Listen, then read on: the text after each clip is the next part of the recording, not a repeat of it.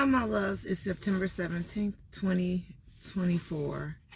And I love y'all and I miss y'all. I'm waiting to go and talk to my therapist.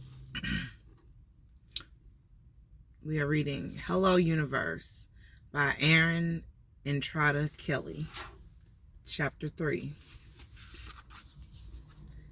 Help of a Different Nature. Gulliver was a good friend, guinea pig or not. Virgil could tell him anything and he wouldn't judge, and that's what Virgil needed. Only he also needed real, practical guidance. He needed help of a different nature. Lola had once told Virgil a story about a woman named Diapan who'd been hungry for 7 years because she didn't know how to grow food. One day, Diapan wept because all she wanted was 1 grain of rice and 1 pea pod, anything to put in her belly. She took a bath in a spring to wash away her tears, and a great spirit appeared to her with armfuls of sugar cane and rice. The Great Spirit gave it all to Diapan and told her exactly what she needed to do to grow more. Diapan was never hungry again. Virgil wished that he had a Great Spirit that could tell him exactly what to do, but he only had Kokoria Tanka. Virgil fed Gulliver and texted Kokoria as he walked down the hall for breakfast. Under normal circumstances, he wouldn't text someone at 7:45 in the morning, especially not on the first day of summer, but nothing about Kokoria was normal. Besides, she always seems to be awake. The text reads, need appointment this afternoon, if that's okay.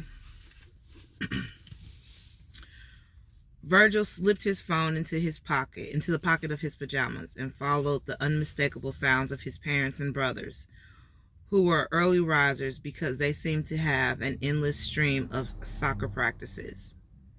In the kitchen, Mom, Dad, and the Jays were drinking orange juice and letting their personalities bubble over, while Virgil tried to maneuver through all the excitement so he could get a piece of fruit or boil an egg. "Good morning, Virgilio," said Joseletta. "Good morning, Turtle," said his parents, almost in unison. Then Julius, my young Butang little brother, I know I pronounced that wrong. Virgil grumbled something like hello. His parents and brothers were sitting in the high-backed chairs at the counter. Lola was at the breakfast table reading the newspaper. "Your mother brought too many clementines, so eat as many as you can," said Lola, without looking up. Then she clucked her tongue at all the wastefulness. Virgil grabbed 2 clementines in each hand and tried not to drop them as he sat next to her. His phone buzzed in his pocket. What are you reading? What are you reading about, Lola?" Virgil asked. He arranged the clementines in a perfect line in front of him, then checked his phone. The text read, "I am available. Be here at noon sharp." Virgil laid his phone face down on the table next to the clementines. "Death and destruction across the universe," said Lola. "Godlessness around every corner." Julius craned his neck their way. "Oh, Lola, don't be such a downer." Virgil had long suspected that his brothers were crafted out of a factory that made perfect, athletic, perpetually happy children, and he was made from all the leftover parts. The only sign that something went wrong with Huleto and Julius were their pinky fingers, which turned slightly inward. That's the only sign that there was something wrong with them, was that their pinky fingers turned slightly inward. Virgil studied his own hands as they worked away at the peel on a clementine. His fingers were long and slender. None of them turned inward. "Lola, do you know anything about hands?" he asked. He glanced at Julio and Julius, but they were busy talking about soccer. Their father had recently joined a grown-up soccer league. Everyone was wild about soccer except Virgil. Lola set down her newspaper. I know that they have 5 fingers each most of the time." "What do you mean, most of the time?"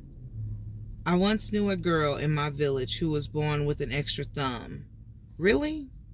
What did they do with it? Did she go to the doctor and get it chopped off?" "No, her family was poor. They couldn't afford a doctor." "What did they do then?" "Kept the extra thumb. What else?" "Did she feel like a freak?" "Maybe. But I told her God must know something she didn't, and that's why he did it." "Maybe he wanted her to be an excellent hitchhiker," Virgil said. "Or maybe she was like Ruby San Salvador." "Who is Ruby San Salvador?" "Another girl from my village. She had 7 sisters. Each time one of them was born, her parents had their fortunes read. But when they got to Ruby San Salvador, no one was able to see her future. Anytime someone tried, they just got a blank picture. No one knew what it meant. She walked around all the time saying, 'What is my destiny? What is my destiny?' Finally, I said, 'No one knows, but you're driving us all crazy.'" Virgil thought of poor Ruby San Salvador, watching all her sisters get something that she couldn't have. "What happened to her?" Virgil asked. "She left to go figure it out. The village got much quieter without all the questions." Lola narrowed her eyes at him. "What's this about, Virgilio? Of all the questions in the world you could ask, why are you asking about hands?" "I just noticed that all my fingers are nice and straight. Don't you think?" He set the clementine peels aside and put his hands on the table to show her. Lola nodded. "Yes, you have beautiful hands. You have the hands of a gifted pianist.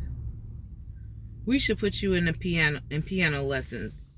Lee," she called to Virgil's mother, Lee. "Yes, Mom," said Virgil's mother, who was in the middle of laughing. She was always in the middle of laughing. "How come we never put Virgilio in piano lessons, huh? He has the hands of a pianist." But Virgil's father answered instead, "Because boys need to play sports, not fool around on a silly piano. Right, Turtle?" Virgil shoved half of the clementine in his mouth.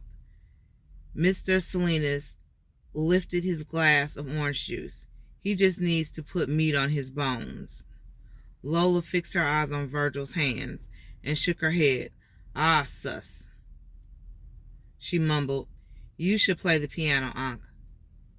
You could play in Madison Square Garden with fingers like that, I have no doubt." "Maybe I'll take lessons," Virgil said, his voice garbled from the fruit. Yes, good idea, Lola said. She shifted her eyes to his face and studied it. "You feeling better today, Unc?" Virgil swallowed the clementine and answered. And nodded. Said Lola.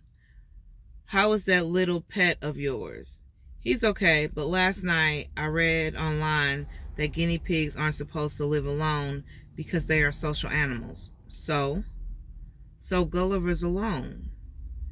Is that what's bothering you? Gulliver had nothing to do with his grand failure. And normally Virgil wouldn't tell a lie. But this was a situation where saying yes would kill two birds with one stone, or feed two birds with one seed, as Corey liked to say. Kill two birds with one stone, or feed two birds with one seed. He might get another guinea pig, and Lola would stop asking about his sorrowful face. So he said yes. Lola nodded. She didn't understand why anyone would want a pet guinea pig, but everyone knew what it was like to be lonely. I'll talk to your mother, she said. The end of chapter 3. Sorry for all the stuttering. I oftentimes have trouble with my words because I see stuff that's not there. But I still enjoy reading, and I really do miss reading to you guys and reading with you guys. I'll talk to you later. Bye, babies.